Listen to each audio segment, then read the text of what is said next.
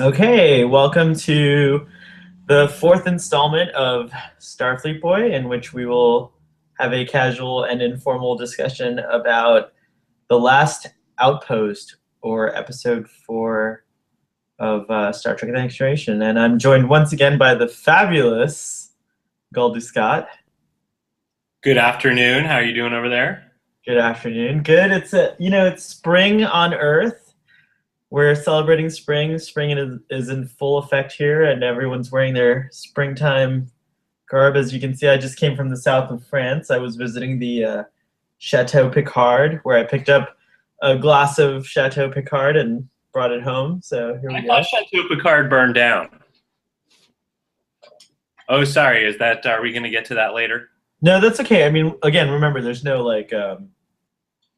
this is a spoiler-heavy series, guys. So if you haven't, This show takes place outside of time, outside of the timeline. We actually are in the Q continuum. There you go. That one got trippy. Okay. Well, happy Zephyrin Cochrane Day to you over there.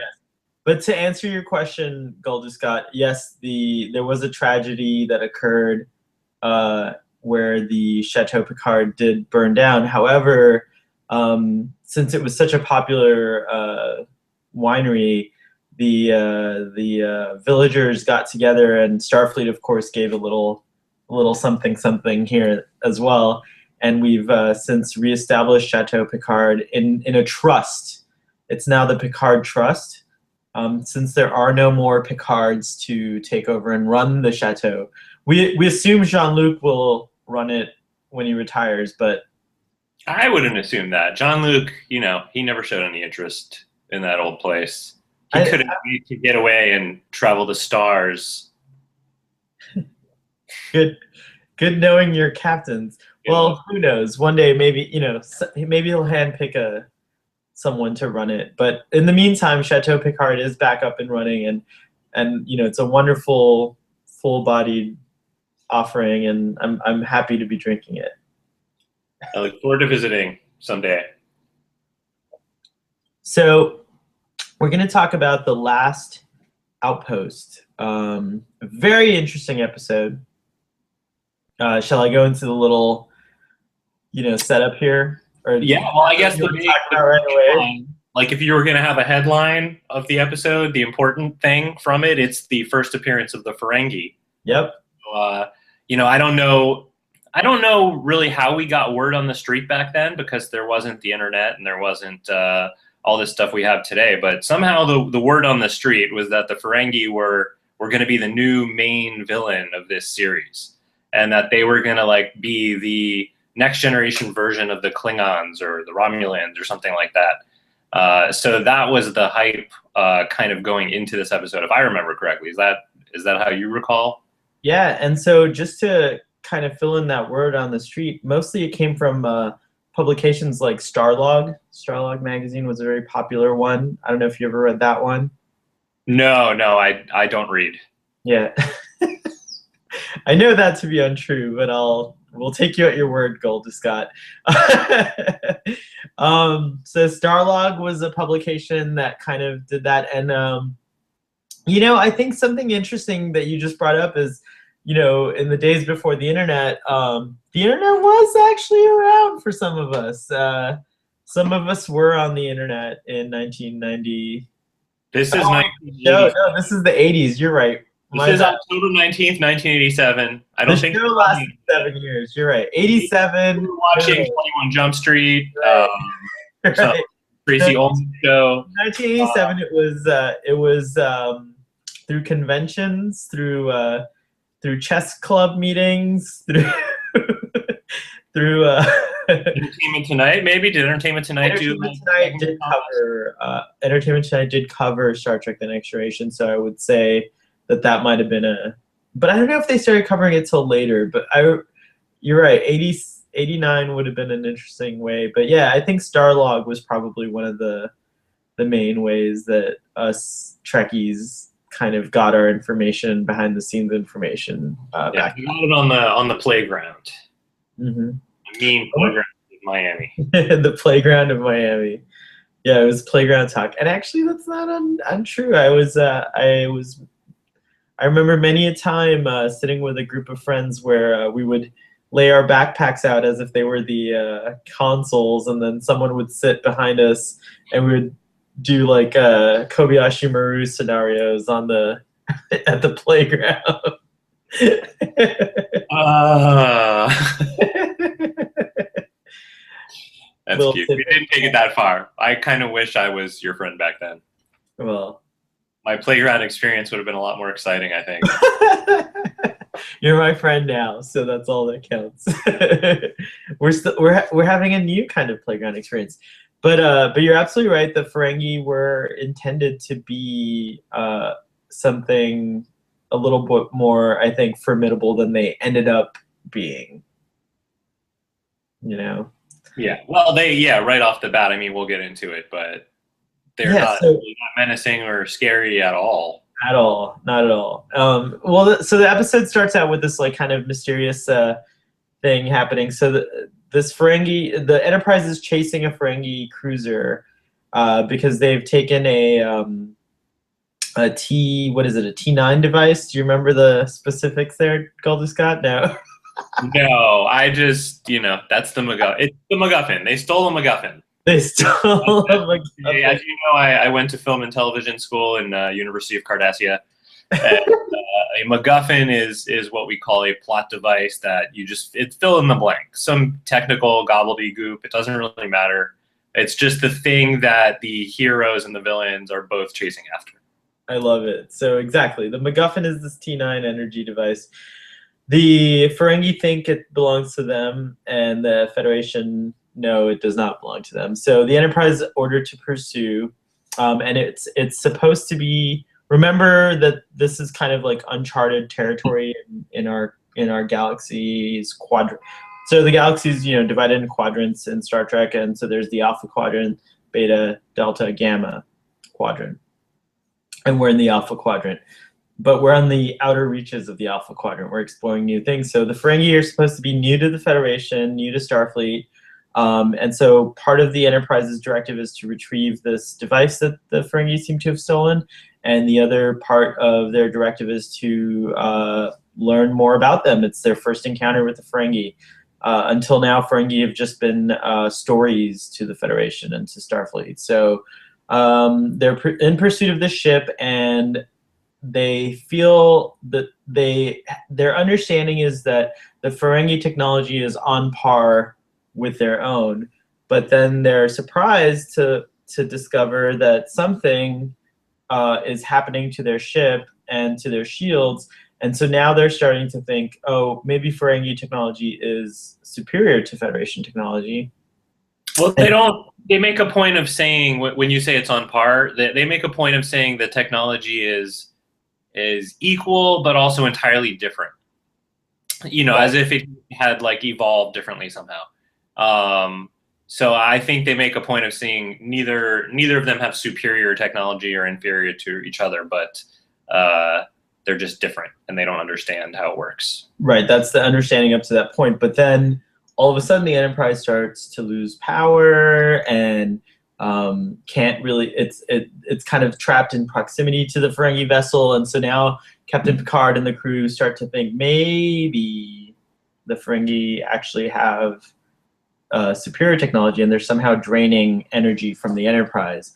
Well, it turns out that the Ferengi are thinking the same thing because the Ferengi ship is facing the same problems, and we learn this in a really fun scene where while they're trying to figure out what's going on, Captain Picard and the crew are debating all these things. They're thinking, oh, let's fire all, Tasha and Worf are all about like, let's shoot the Ferengi ship with everything we've got, and let's. That was my vote. I wanted them to just blast the hell out. I mean, I was getting ready for like our first real ship-to-ship space battle in this series, and this scene kind of leads you to believe that's what you're going to get finally, and it kind of disappoints. Yeah, well, it disappoints for a pretty good plot device though, because you're like, why haven't the Ferengi just fired on the Enterprise? Like there's some mystery going on. Another thing that they try to do, and this is the first time we see Geordi kind of playing around in engineering. He's still a bridge crew member, but he goes down and they concoct this plan to. So I don't understand the car analogy. I'm really sorry. Maybe you did, Galdu Scott, but they want to go from like, downshift to upshift in millisecond. I don't know. Anyway, I don't understand any of this shit at all. I totally zoned out. The like my notes from this scene are like, wait a minute, is Geordi now? Did he replace Chief McDougal off screen? Did I miss the scene? Is this where he becomes engineering chief? And so, I did a little research, and it turns out that this was just some random scene they shot. For whatever reason, they put Geordi down there, and they liked the visual of it, and that was why they decided to make him chief engineer, beginning with season 2.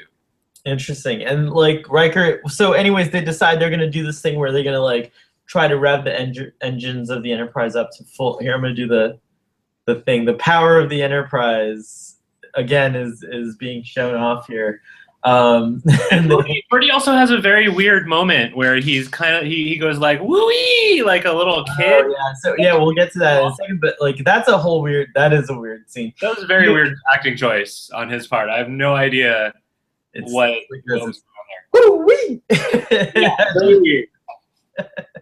Maybe that should be our new thing whenever like maybe it was supposed to be Wesley's scene and he couldn't film that day, so they just had Geordi do his lines. Yeah, it's funny how they're still figuring out engineering, and we're watching it happen, which is interesting now that we see it in hindsight. But anyways, the plan is to like give it all she's got and escape the Ferengi, what they think is a Ferengi tractor beam or field or energy sucking field. They think it's the Ferengi that are doing this to them, and of course, unbeknownst to them, to the Starfleet crew, and as well as to the audiences, that the Ferengi are actually experiencing the same symptoms. Anyways, all of these things are unsuccessful. By the way, in that scene, Commander Riker says, give me everything she's got, which is a nice little nod to the original series as to how Captain Kirk would always request that from Scotty. Yes, and I guess, is this the first time we learn that the new Enterprise is also female? Oh yeah, I think all ships in the line are female. I've never heard anyone refer to a ship as a... Oh, okay. I'm not really into ship stuff. So. Yeah, if I'm not mistaken, all the ships are referred to in a rule. Could you have a ship that was? I mean, if I were the captain of a ship, it would definitely be a male ship. All right, I like the way you think, Starfleet boy. So breaking that rule.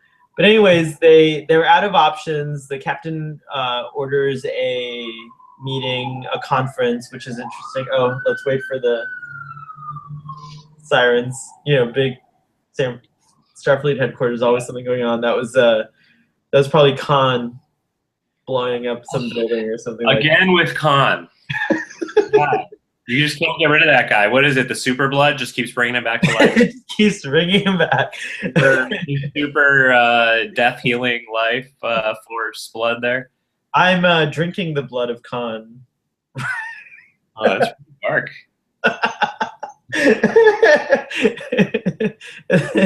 Starfleet's drinking the urine of Spock. Oh my gosh. Okay, this episode now deserves a taking a left turn. But so they're out of options. So Captain Picard calls a conference, and no one really, everyone, no one has any other options except fire all the torpedoes. And Captain Picard's like, "Oh, that's not like an option we want to consider. It's the one that will lead to total annihilation." He's so defeated. Like I don't get this part. Okay, just 3 episodes ago, you got Q, who is this all-powerful god. And Picard goes right to his face and is like, "Get off of my bridge!" He's totally just all confidence and bluster. And here he's just like admitting defeat before the battle's even begun. I don't get this. This makes no sense to me. I think it's a different situation because at least with the Q, both times you're faced with overwhelming odds, right? You know, it's like you encounter being like the Q, and it's like, well, what are we able to do in this situation? But there's a dialogue between the Q and Picard, so he kind of can. He realizes, well, this being is interested in talking to me. Maybe I can stretch this out a little longer. Whereas up till this point, the Ferengi have not yet communicated with them. These are all assumptions. We're all assuming that the Ferengi are doing all these things to the Enterprise. Um, and so Captain Picard realizes that maybe it's time to just go ahead and like, and again, this is where Troy kind of steps in with her advice. She says maybe we're not giving the Ferengi, the reason the Ferengi have not reached out to speak to us is because maybe we're not giving them anything they want to hear. So when the captain goes back to the bridge, when the crew goes back to the bridge, he then basically in a very tepid way or like announces that they're prepared to surrender. This Very shocking. Very, very shocking to me. Very shocking. Always shocking when the captain of the Enterprise orders surrender. It's practically like giving away the keys to Earth. It's like the flagship of Starfleet, right? How often do you think it happens? I would say maybe like once every other season. Like it's very rare, right? Yeah, it's not often, and it's usually used as a tactic. Like Captain Kirk, especially, would surrender to just like gain the advantage. I've never actually seen in Star Trek where a surrender didn't result in the benefit of the of the crew in some way. You know what I mean? Like I've never seen it where like, well, they actually got taken prisoner. In Star Trek 6, it gets close to that. The captain and Dr. McCoy do get taken prisoner, but regardless, I did not think they were going to make it out of that. What's that? I didn't think they were going to make it out of it that time. Yeah, that's true. It was a tough situation, but surrenders are very rare. You're absolutely right. It'd be pretty bad message if, although it's not good to fight either. It'd be a pretty bad message to send home that if you surrendered at every at everything that came along, it would be it probably doesn't look good on your resume. It wouldn't look good on your resume. So at this point, we're 4 episodes in, and so he's surrendered in one. So he's got a 25% surrender ratio. No, it's 50%. Surrender to mission ratio, 25%. 50% Gold Scott, because Captain Picard surrenders to the Q. Oh, of course. How could I forget? You're right. And he also surrendered in that one. Yeah. In fact, Captain Picard surrenders in the very first episode of his career. Yeah, that's pretty fucking lame, man. No, I think it's great. I told you he's a diplomatic captain. I almost said president. I've been watching House of Cards also, and oh, that's so good. Another discussion. Anyways, so he suggests a surrender, and the Ferengi respond immediately, and then the crew experiences a slight revelation and advantage because the Ferengi misunderstood his statement to mean that he's asking for their surrender. So this is where being vague is an advantage. Also, this is the first time these two species are communicating with each other. You can also chalk it up to just language barrier issues or who knows what. Who knows what, but either way, the Ferengi think that they're the ones that are supposed to surrender. So Captain Picard immediately gets excited, and everyone's like, what's going on? Why would they surrender? Oh, crap. They're experiencing the same thing. By the way, this is the first episode of Star Trek anything outside. Oh, no. Yeah, because this predates Star Trek 4, if I'm not mistaken, where a swear word is said on Star Trek. What? Well, okay. Just to correct you really quick, this was, I believe, a year after Star Trek 4 had come out. Oh, well, okay. But what is the swear word? Okay, so then Star Trek 4 was the swear word, but in TV, it was Captain Picard says merde, which is shit in French. Oh, okay. Yeah, so he says it in French.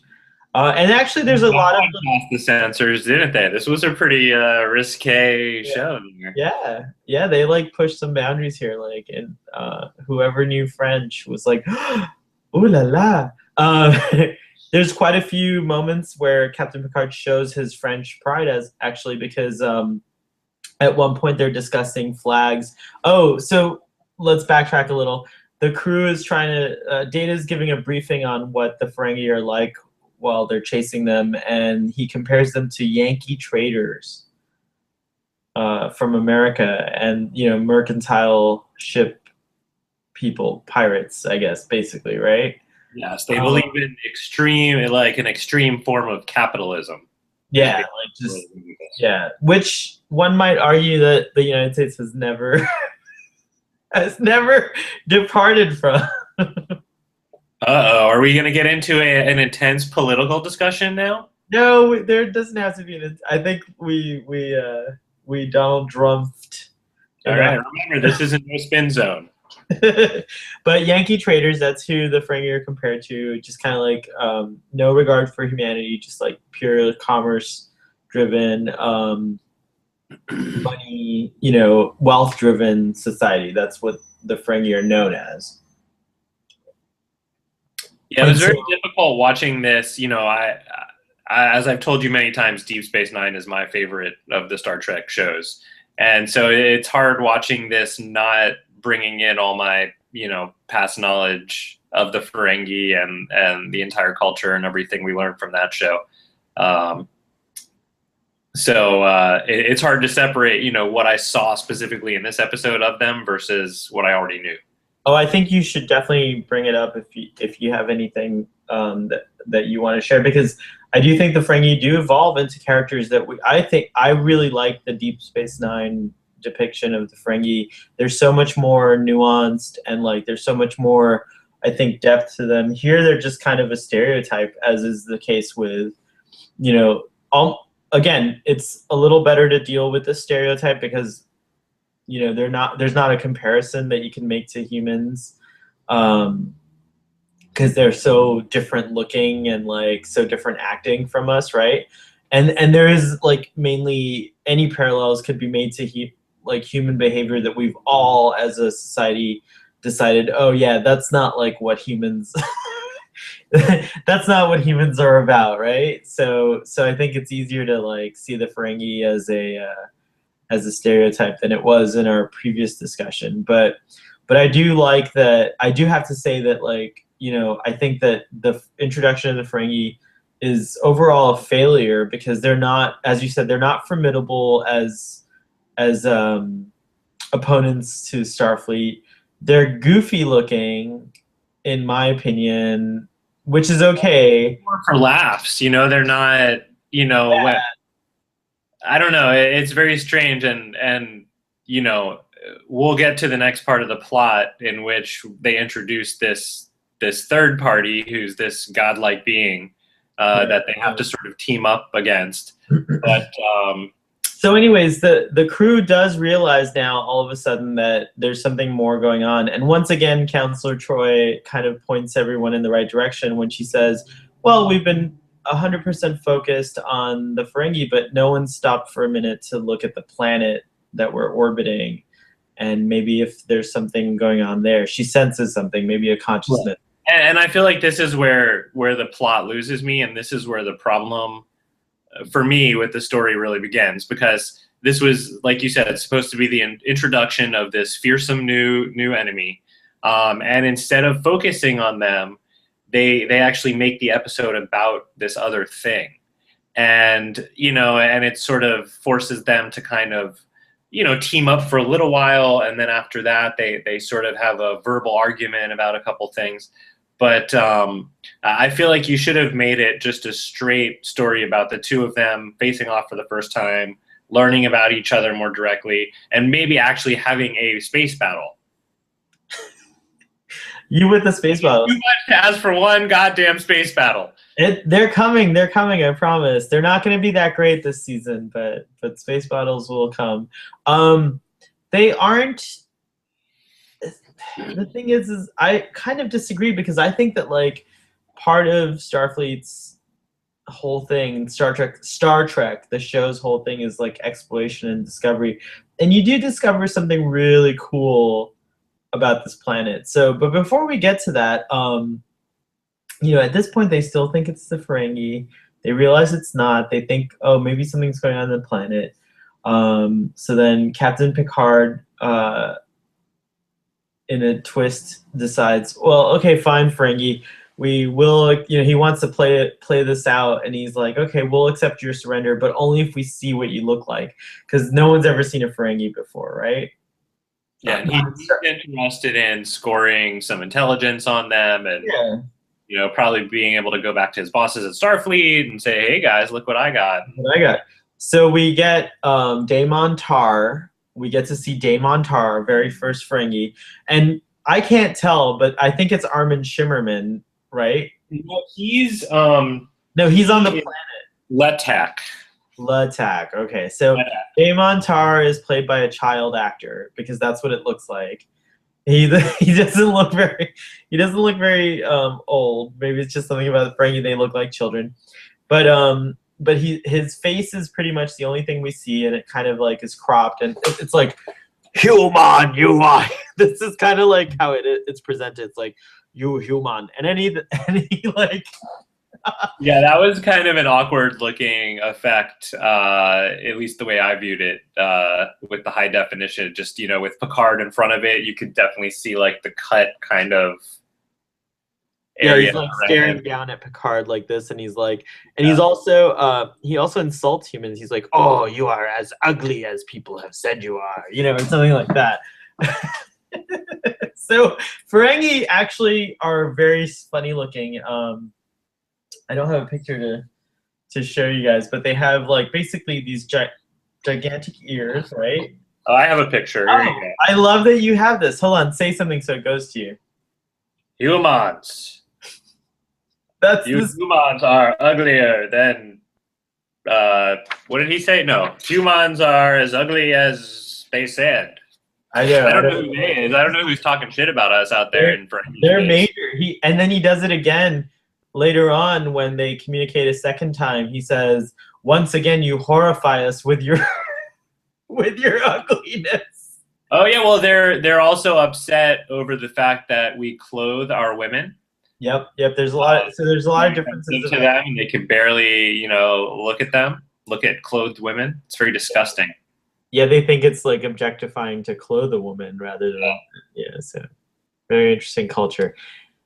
Although I don't know what a Ferengi female looks like, or I guess there's got to be an instance of one on Deep Space Nine. Oh, absolutely! You meet several of them in Deep Space Nine. You meet, Quark's mother and several other characters. Oh, it's all coming back to me now. They basically look like Ferengi males, but in fact, there's an entire episode where Quark's mother decides she's going to start wearing clothes, as kind of like a women's lib kind of movement that's going on in Ferenginar.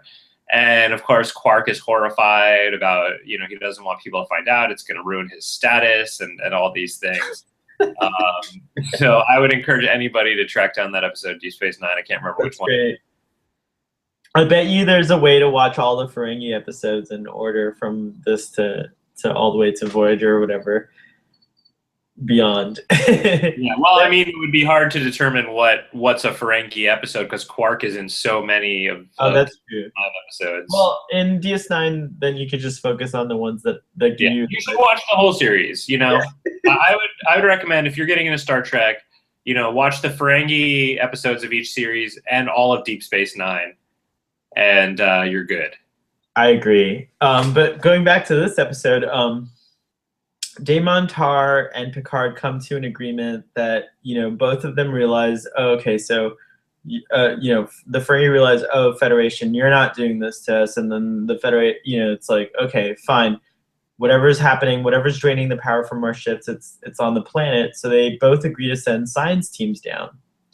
And the Ferengi send 3 members of their science team down. And then the Enterprise sends down 5 people, I think. Let me see. They send down Riker, Data, Worf, Tasha. Is that it? Is it 4? And Data. Riker, Data, Worf and and Tasha. Tasha is 4. Yeah. Who's the 5th? No, that's it. Geordi. Oh, and Geordi. Geordi goes down too. Okay, Geordi. Yep. So 5 members of the crew of the Enterprise go down. Anyways, they get to the planet, and it's like when they beam down, immediately they're kind of all separated because there's this like electromagnetic interference, and the crew is now all over the place. So Riker beams down in one place, Data's on top of a crystal. Oh, there's these crystals everywhere. And there's kind of like, so let's talk about this. There's this one point where Riker goes out onto this cliff and looks at this landscape. Watching it now as an adult, it's not the best. This whole set, especially when the giant head appears, it very much made me think of Star Trek V. Mm-hmm. And it would have been in production right around the same time, because this is late 87, that came out summer of 89. So I really wonder if this was the exact same set as Star Trek V, because it looks like it. Yeah, it's possible. I mean, like, I would not put that past the production to use the sets like that. And then there's like, I don't know if this is part of the remaster thing, but I thought the sky looked pretty good. But that was about it. Yeah, it's again like the last episode as well, when they went on to Ligon 2. Just very original series type of sets that kind of looked outdated even in the 80s, I think. 80s maybe, yeah, it's true. Anyways, they realize that the planet is this like kind of energy conduit, and it's just like able to harness energy, and that's what's kind of sucking power from the Enterprise and the Ferengi vessel. Then they encounter the Ferengi, and there's this whole part where the Ferengi basically knock them out cold with their really kind of interesting whip blasters. They had pool noodles. You know what pool noodles are? Yeah, that's anybody who grew up around swimming pools, they're those foam noodle things that you swim with and play with in the pool. That's what these were. They were electrified pool noodles. That's what I wrote on my notepad here. That's what they look like. So they knock out the crew of the Enterprise, and then we cut to 6 hours later. So we find out that the away team has been gone for 6 hours, and on the Enterprise, power is basically at a minimum, and everyone's starting to freeze. And Captain Picard and Dr. Crusher have this moment where they talk about Wesley. He's like, all these people are like basically getting, the crew of the Enterprise is basically getting, it's kind of grim, they're getting ready to die. Yeah, and we don't see Wesley. Do we see Wesley for like 5 seconds in this episode? We don't actually see Wesley at all, if I'm not mistaken, in this episode. But he's meant. So there'll be no Wesley sweater talk segment, guys. So if you were tuning in for our Wesley sweater segment, you can go ahead and skip the rest of this episode. Unfortunately, he's mentioned, and the way he's mentioned is, Picard asks, "Well, where's Wesley?" And she says, "Oh, he's in our court." Dr. Crusher says he's in our quarters. And I considered giving him a sedative, but I decided not to. And Picard says something like, "Good. The right to face death awake." And Dr. Yeah, like to face death how he wants to, or something like that. Yeah, something like that. Again, just Picard being so defeatist, and it just bothers me. Like, I feel like he should be looking for a solution until the very last second. And again, this goes back to an earlier talk we had about how reliable the ship's computer is. There are no backup systems in place. There's no way to get the. Galder Scott, this is a full drain of the. It's not. It has nothing to do with the computer. It's the energy, like the actual. Like, imagine if your car's battery would just keep draining no matter what you did. But I thought they create their own energy with all the glowing stuff down in engineering. What's that for then? So the ship's engine is kind of basically a kind of fusion engine, but it's a matter antimatter engine, right? So what happens is the way that energy or power is created to power the ship is that you have a reaction that occurs when matter and antimatter collide. They cancel each other out. 3 o'clock. And it's 3 o'clock. My ship's computer is telling me. 3 o'clock is Starfleet HQ. So they cancel each other out, and then they create an explosion or whatever, and this creates the source of the energy. And that is the glowy stuff. That's the glowy stuff. The blue glowy stuff that's behind the guardrails. That's what that is. What's happening to the Enterprise is that no matter how much energy they create, the planet sucks it completely away. Like it just takes it. There's no way to create energy now, right? So the ship's getting colder, and that's kind of cool. I mean, like, I get his attitude. He's like, well, this is what we all signed up for. We're all gonna, this is the kind of thing. It's like the ship loses its power. What's gonna happen? It's gonna freeze. Everyone's gonna die. Does get pretty scary there for a little bit. Oh, I have to mention before we go further, we do know about the planet. So once they realize and they focus their attention on the planet. Oh yeah, Data talks about it, and it's an outpost. That's why the episode is called The Last Outpost, because this planet was the last outpost of an ancient race that I think they call the Trillians, which makes me wonder. the Takan. Right? It's the Takan Empire. No, it's the Takan Empire. Right. But, hold on, there's something to do with trillions. Oh, good. Oh, because there's trillions of people in the Empire one. No, not trillion. Like a race of people called the Trillians. No, I promise it was they were trillions of people. Takan Empire. All right. Well, I'll take your word for it. I wrote this in my notes. It's the Takan Empire once comprised of trillions of people and was extinct. Oh my God! I totally read that wrong. Yeah, and it's extinct for 600,000 years. Because I was thinking the Trill from Deep Space Nine. Oh, I saw where you were going, and that would have been awesome. Okay. Not this time. Yeah, I'm not. That's what I get for watching Star Trek drunk. Well, hey, we're adults. We're adults. We can do this. So Data's giving a briefing about the Takan Empire, and I like the little graphic in the scene. By the way, that was kind of cool, showing the map, although it doesn't look as impressive as it sounds. And so in that scene, ironically, just before the briefing, Riker has to shoo away 2 children that are playing in the conference room, and I'm thinking, how did children just get into the conference room with no problem with? It's like, is this Enterprise set up in such a way that like anyone can have access to any part of the ship that they want? Like, you know what? I love Wesley, and I'm glad Wesley's there, but the whole idea of having children on this ship is pretty ridiculous. Yeah.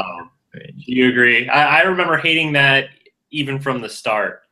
Just thinking it was inappropriate, knowing that they were going to get into crazy adventures and dangerous shit. And I don't know. It just seems weird to me and wrong. It's inappropriate, but it's also fascinating because like the thing is it's like, I think the Enterprise is designed to be kind of like this long-term generational ship. It's like the impression you get is that like maybe some of these people are colonists. They're going to drop people off as they go along their journey. They'll just drop them off on planets to colonize planets if they can, So I don't know. It's a little confusing, but it is weird to have children having access. You would think that, like, especially now that we can so easily give access in our current time, like, you can have like fob keys that only allow you to have access. It's like, how would a kid get access to the... You know what? The only thing that makes sense is that somebody let those kids in there just to fuck with Picard. That's actually... That's the only thing that makes sense. Who is it? And that's exactly what you would do if you're, because Picard, we've seen season 1, especially these early episodes, he is a real stick up his ass. He's a jerk. Can you imagine working for that guy? Somebody, if you were out to get him and to play a little prank on this jerk, what better way to do it than to just let a bunch of kids roam around his office and have him go in there and find it? That's a really good point. I never thought of that, but I have to say that I might agree with that. Anyways, the Takan Empire is long extinct. So Data's like, well, this is one of the outlying planets, one of the outposts in the Empire. And apparently this device on the planet, or this mechanism, the Takan Empire were so powerful that they were believed to be able to move stars, like to take a sun and actually move it. So they probably engineered this planet is the implication here. And the planet itself seems to have some ability to extract the power from the Enterprise. So they beam down to the planet. They go through everything we had just talked about. They get done. 6 hours later, the ship is in dire straits. And we go back to the planet to see what's going on. The Riker and everyone come to. And now we get our first real sort of like dialogue between the Starfleet characters and the Ferengi, and we start learning about things about the Ferengi culture. So there's face-to-face meeting here. Face-to-face, yeah. And now this is where Armin Shimmerman definitely comes in. And is that his brother from? No, it is not. It is not Nog. I don't believe for Nog from Deep Space Nine, who is his brother. But I believe Nog does show up in a later Next Generation episode as a Ferengi. And of course, you know, Armin Shimmerman didn't just play Quark. He's also well known as Principal Snyder from the first 3 seasons of Buffy, which we'll talk about at length on our Buffy cast. And yeah, he's just a great actor. I really like him. But his quote about himself from this episode is that it's terrible acting, and he can't watch himself, and doesn't think it's very good, but is glad that it was enough for him to be called back to do the role again in the future. Yeah, I agree, because Quark is just a gem of a character. I mean, Armin Shimmerman really one of the best parts of that show. What's that? One of the best parts of that show. Yeah, but also Armin Shimmerman, I think, gets to really show off his abilities as an actor as Quark. You know, not as this character though. Anyways, the 3 Ferengi science officers are they're in pain and agony, first of all, because the lightning storms that are occurring on this planet seem to really mess with them. And then they just come across as like the classic little green man alien. You know, they're little, they're like, yeah, they're like, and then they, like, when they fight them, they like grab them and trying to bite Riker's neck. Yeah, they're trying to bite them. And there's a scene where, like, you know, the one that I thought was Nog, I forgot what his name was. Modak, right? Modak was like doing like Mick Jagger moves, like while he's talking. He's like, "You human are not." Like, it's all like, you know, they've got the moves like Jagger. It's like it's a very strange. I feel like the way to show them as fearsome, again, not to bring it back to space battles again, but in Star Trek, if this is what these guys were going to be like, the way to show them as fearsome is to show off their firepower, and that they can really, you know, maybe blast the shit out of the Enterprise. That's how you make them scary, but not like this. Yeah, it's true. I don't know what to say. It's like, you know, the Ferengi were pretty funny. I remember as a kid thinking they were just hilarious. I didn't think they were scary at all. I thought, you know, they're just a really weird, funny kind of group of aliens. Well, they start getting to they get into this fight, and then Tasha comes. She's been missing this whole time, and then she comes out of nowhere with her phaser, and now all of a sudden the Ferengi are they're threatened, and they kind of like back off. And when she tries to stun one of them, the phaser ray or energy is diverted and gets sucked up by one of the crystals. And then this happens also with the Ferengi weapon. And then now the coolest part of the episode for me comes up, which is when the Wizard of Oz head? The Wizard of Oz, we'll just call him that. But the Sentinel, I think he's called Portal 63, is Portal 63. 63 or 63 or whatever. Yeah, I like this part too.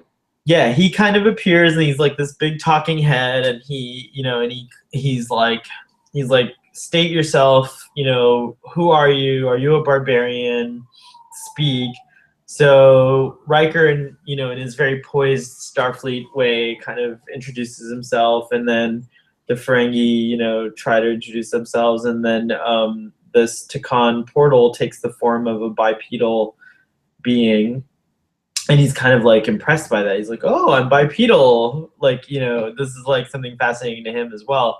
So you get the idea or the impression that the planet itself is some kind of super sentient device or machine. It's a guard post, basically. It's the entrance.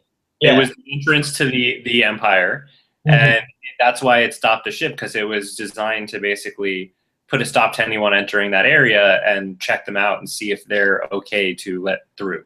Right, exactly. And even though the Takan Empire is now vanished, so that's a nice little scene where Data kind of catches up the portal and says, "Hey, we're actually in the age of blah blah blah. You think we're in the age of Mokto or whatever, or whatever." Like, there's these cool this cool dialogue, and so this Sentinel, this planet has been asleep for a very long time.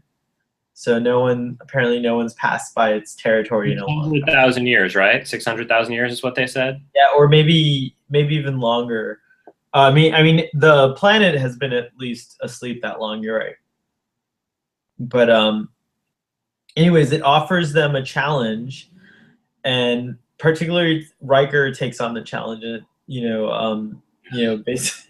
basically, he says, "Prepare yourself, Riker," and then he charges at him with these cool ninja moves and stops short of just slicing his shoulder. You didn't like that. What's going? Share your thoughts, Goldie. Okay, all right. Again, this goes back to earlier episodes where we were talking about how, and again, this was word on the street, was Commander Riker is the new action star of this show. He's replacing Kirk because Picard is too old to fight or whatever. And, we haven't really seen Riker do much fighting. We've seen Tasha Yar be the action star so far. And again, in this episode, the Ferengi pretty much, kick the crap out of Riker. He doesn't really win that fight. That fight just gets stopped by Tasha. Again, Tasha saving the day. And now, Riker is challenged by this axe-wielding guy who wants to kung fu fight with him.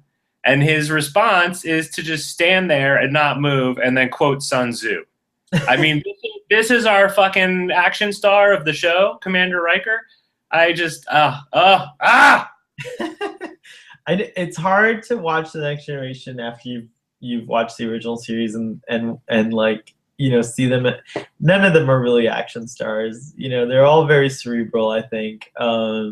There are cool action moments that Riker will have later, but for now, it's just, I don't think that's the point of Star Trek The Next Generation. I think they were trying to depart from the kind of every episode there's a fight or a space battle. Yeah, well, no, I get you there. I guess, rewatching these with you, I have been kind of channeling my inner 9-year-old once again.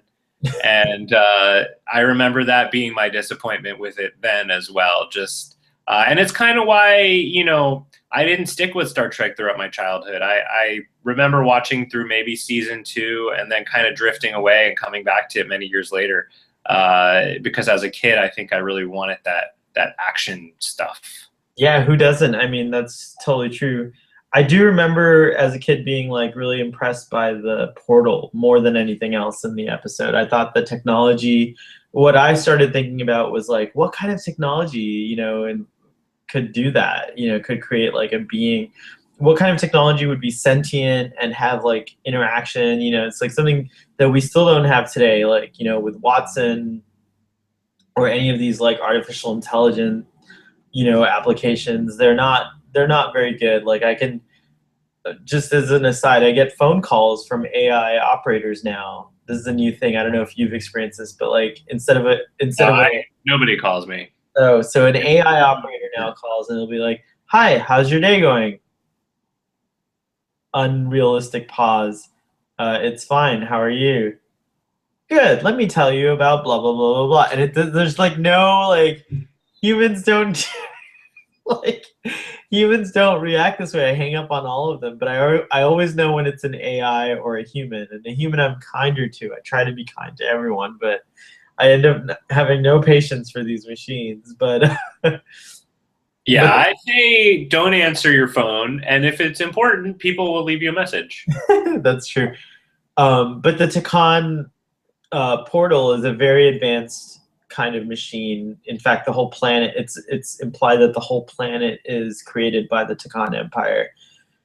And so Riker passes the test because he remains calm in the face of death and composed in the face of death. And then immediately the portal goes from this like, apprehensive, antagonistic attitude to this like very welcoming attitude. And he dismisses the Ferengi as like backwards and kind of just decides like they're not important. And it's Riker, in fact, so the portal gives the Enterprise back its power, and then it's Riker, in fact, who saves the Ferengi because the Takan portal was ready to just destroy it. Like had no problem with just destroying the Ferengi ship. He was like, "Shall I destroy them, Riker?" It's like things. Yeah, like what do you think? Like Riker's like, I just quoted Sun Tzu, asshole. Right. What do you think? Am I really gonna tell you to kill these people? Haven't I shown you I'm like a super chill dude? Yeah, exactly. So anyways, very cool. This was what I would call a hard science fiction episode, because there's a lot of like really far out concepts, and like you said, there's no space battles. It's a very heavy science fiction laden kind of episode. Yeah, for me, I liked it. I actually think it's the best episode we've seen so far of the first four. I don't know what I would say about it that made it more watchable for me than the others. But I guess the biggest problem is it just feels like two episodes that should have been separate. You've got the cool planet thing going on. That could have been a whole episode. And then you've got the Ferengi, and they should have had their own episode as, if they were really intended to be this major villain. Right. And it makes me wonder if that was, in fact, the intention because of how they dealt with it. But I do agree with you. It is probably the coolest episode so far. Especially to me, what really stuck out was like some of these ideas of this ancient empire of trillions of people, and like the trillions. The what? The Takan. Trillions. The trillion empire. But those kinds of things kind of like really struck a chord with my imagination, and as a child and even now as an adult, and it makes me kind of wish that we weren't so alone in the universe. We didn't feel so alone in the universe. Like, come on, space aliens out there, we're ready for you, right? Like, come on, just like make us a part of your united federation of planets. Like, yeah, if any space aliens are watching this, you, along with Will Wheaton, are always invited to be on our ship. We haven't put out our weekly call to Will. That's right. Well, this was a Will Wheaton light episode, so that's probably why we didn't hear from him to come on for this. This was a Wesley light episode. Yeah. But the other great thing about this episode was we did get to see a lot. Again, what I think where the Next Generation really excels is that you do see a lot of things going on the ship, and like ships, kind of the functions of the ship, and like how a ship is run, etc. And I really like that a lot. Agreed. I concur. Very good.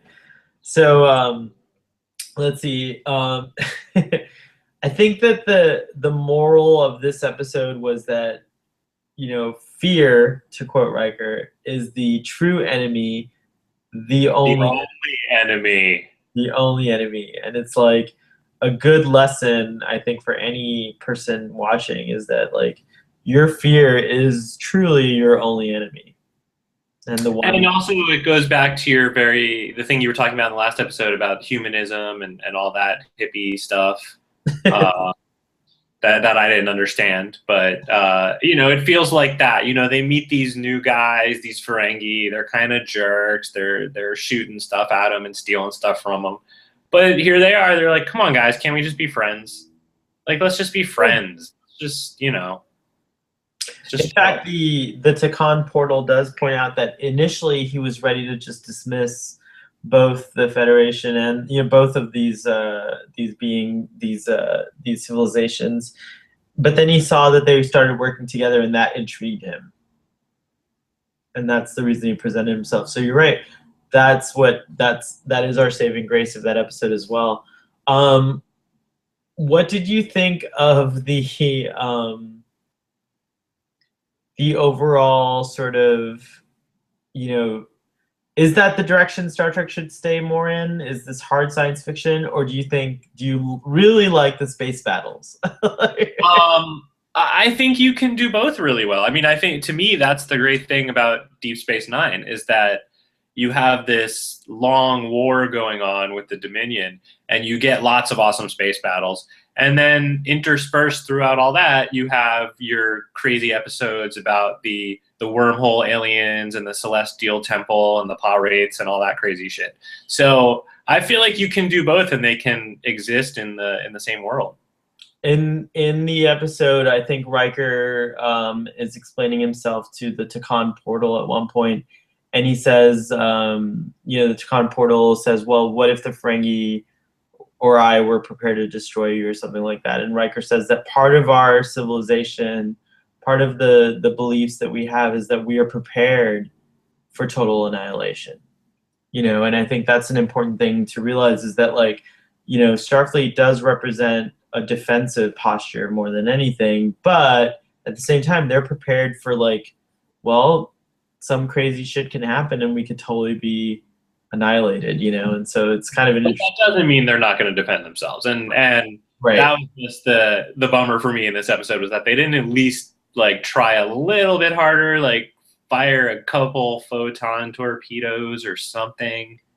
I don't know. Yeah. Well, the next generation does get more space battle-y for those of you who are looking for space battles. It's not going to lack of that. So there's going to be plenty of action coming up. Plenty of space battles, Gulda Scott. Yes, I cannot wait. Well, this was another exciting discussion. I don't have anything else to offer. Do you? I do not. Those are my last thoughts on the Last Outpost. So what's our next episode, Gulda Scott? I don't know. Oh my God. The next episode is Where No One Has Gone Before. Oh, okay. You know that one? I don't know anything about it. I think I have a vague recollection of what this one's about, but I'm excited to re-explore it. I just hope Wesley's in it, and I hope he's wearing a sweater that we haven't seen yet. Excellent. Well, once again, a great time. I've finished all my wine, so I can't toast to you. Well, cheers to your empty wine over there. And I'll see you next week. All right. Enjoy the rest of your weekend at Chateau de Picard. Thank you.